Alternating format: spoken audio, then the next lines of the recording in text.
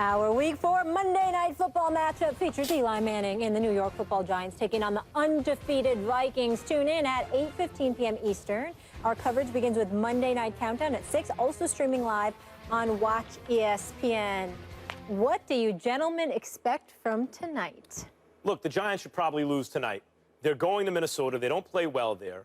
Zimmerman's defense is great, maybe the best in the game, along with the Broncos, you'd have to say.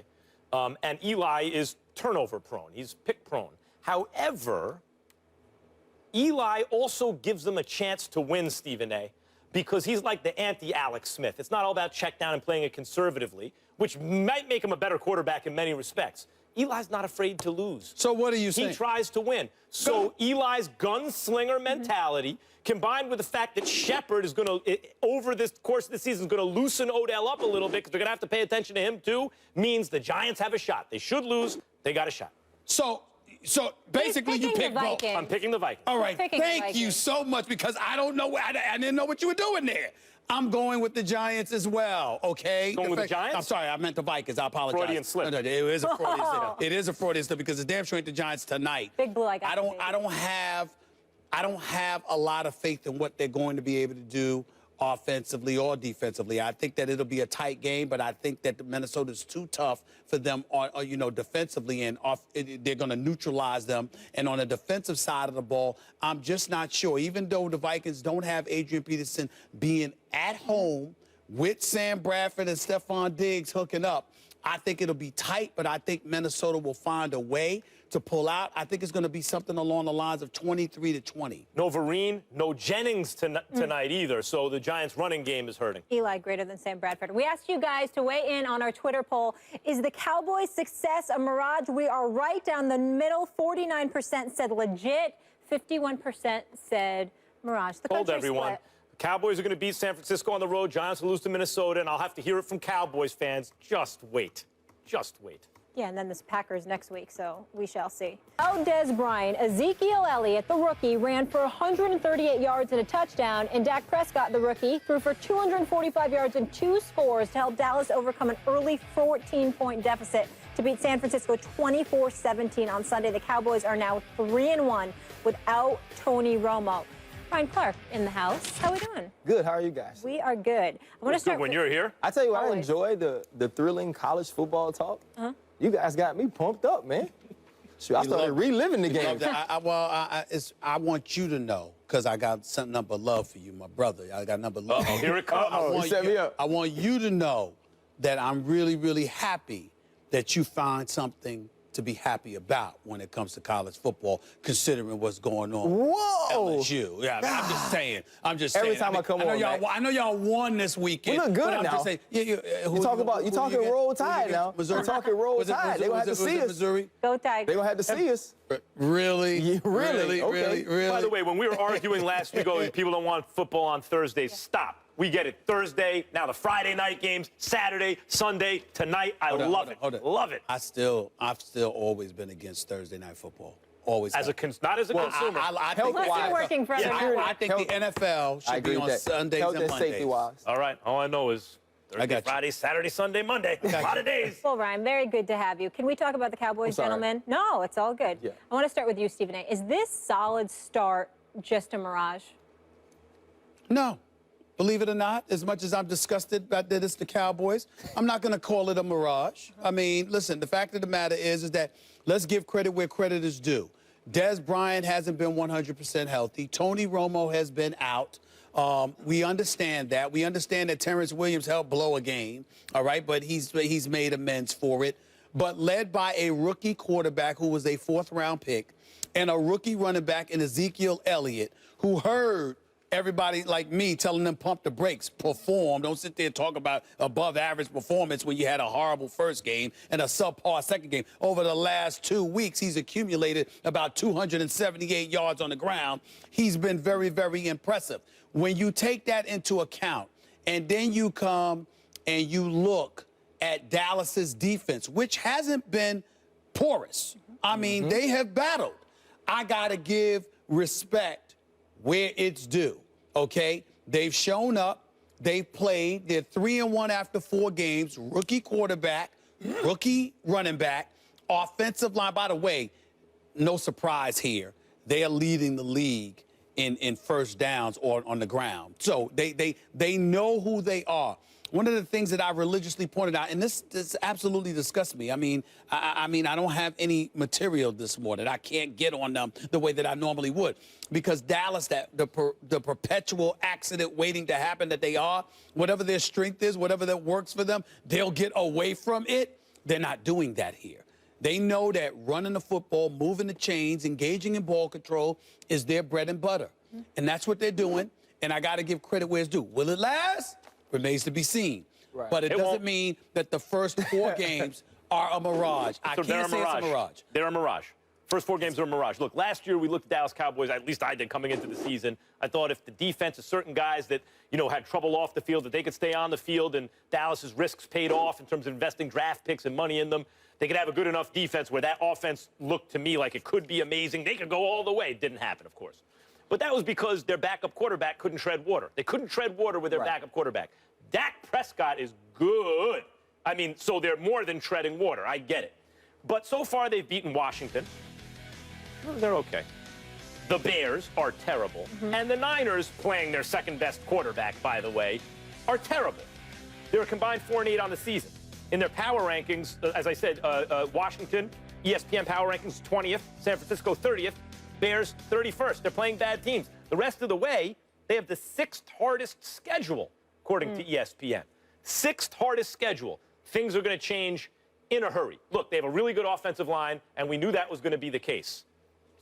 Ezekiel Elliott, the defense is not that good. Ezekiel Elliott, I'm rooting for him. Even though I'm a Giants fan, I want to see him do well. I love the fact that in college, the bigger the stakes, the better he played.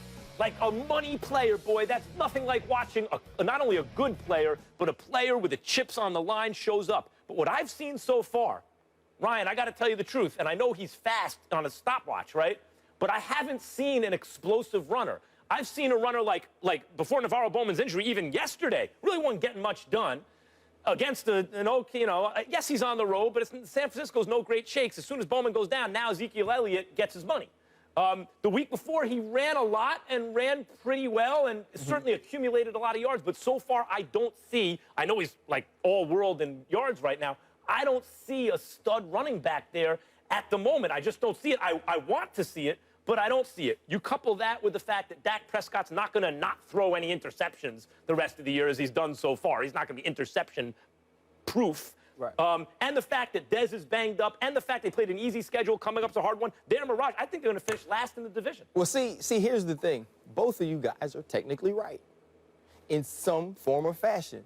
I agree with everything you said, Stephen A. If you look at this team, you can't necessarily say they're a mirage because what they've done is tangible. Dak Prescott hasn't turned the ball over. And going into the future, we know he will because that's part of playing the position.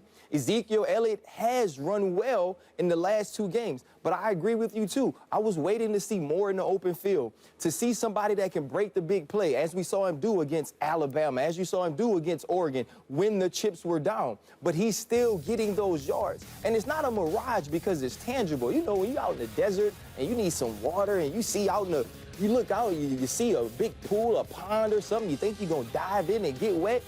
It's not there. This is more like fool's gold, though. Oh, because okay. it's there. I'll go with fool's gold. Because it's there. It's tangible. We can touch it. Like that analogy. But as you said, though, they beat Washington.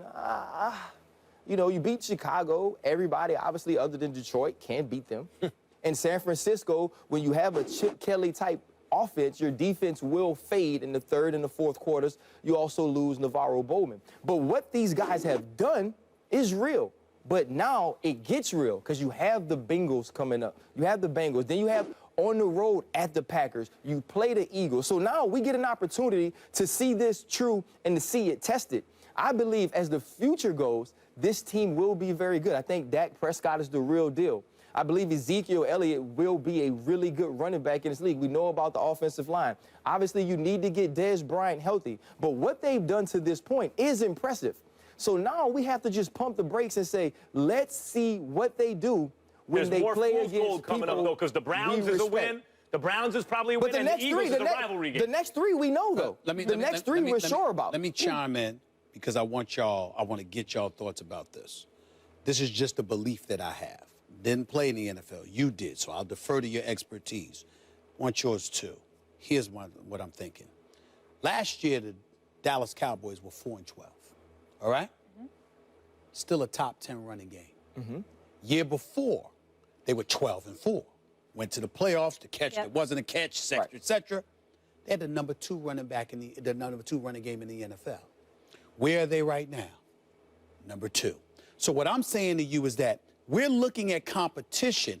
I'm getting y'all giving me competition, and I'm not poo-pooing that. Cincinnati, Green Bay, Philadelphia over the next 3 weeks, Pittsburgh after you go against the Browns, and Baltimore. And then a home game against Washington, which won't be easy. And then after that, Minnesota and the New York Giants. I understand. The reason why I want to show, I know it's sacrilegious for me to do this, the reason why I want to show the Dallas Cowboys respect is not because of their record. It's because of why. It's the fact that they are leaning on who they are. They have shown a propensity to run the football against anybody. And that's what they're doing. But now, if they were doing it because Dak Prescott was throwing footballs all over the place in 400-yard games, that would be different. But running the football and moving the chains, to me, they can do that with that offensive line against anybody. No, I believe that they can run the football and move the chains. We've seen that. I agree with you that the things you pointed out about this team are true. I also believe they haven't beaten good opponents. And so for me, I need to see Dak Prescott do this under pressure. I need to see him perform when it counts against a team whose defense I respect. You look at the games that they've won defensively, the things that they've done. Church gets the interception against Cousins in the end zone. Morris Claiborne comes Morris Claiborne deserved a game ball yesterday practically. Morris Claiborne, and the game ball he gets, though I love him, LSU guy, very happy. After they give it to him, he should walk to San Francisco and hand it to Blaine Gabbert. Right. Because you don't throw the ball before the sticks on 4th down and allow me to hit. When Torrey Smith hasn't beaten the inside, you lead him and allow him to go get the ball. Now, Morris has played very well. I don't think he meant the throw where he threw. The throw went. Right, but what I'm saying is, this team has played well until this point. So I can't say necessarily they haven't done the things for us to believe in who they have. But it's about who you play and can you beat who you play. We will see that the next 3 weeks. Real quick, I think what you point out, that they're number 2 in rushing no matter what happens, indicates that unless Ezekiel Elliott turns out to be a great running back, if he's just pretty good, they made a mistake in drafting him. Because no matter who they've put back there, they're number 2 in yards that you gain. What do you need Ezekiel Elliott there for when you're drafting up high? You go get a defensive impact player since that's where you're hurting. And I'm saying I don't know if this is the week to say that after the last 2 weeks that he's had. Combined with the fact that if you got a 3-headed monster in him, Alfred Morris, when Darren McFadden comes back, if your signature is running behind that offensive line, then there's nothing wrong with buffering the position. Good for Ezekiel Elliott. Happy for him. But Max is calling it a mirage. Stephen A. says, no, Ryan uses fool's gold. But we want you guys to put in your 2 cents here. Is the Cowboys' success legit, or is it a mirage? Vote on Twitter. We'll share those results a little later in the show. Ryan, you are staying put, which we appreciate.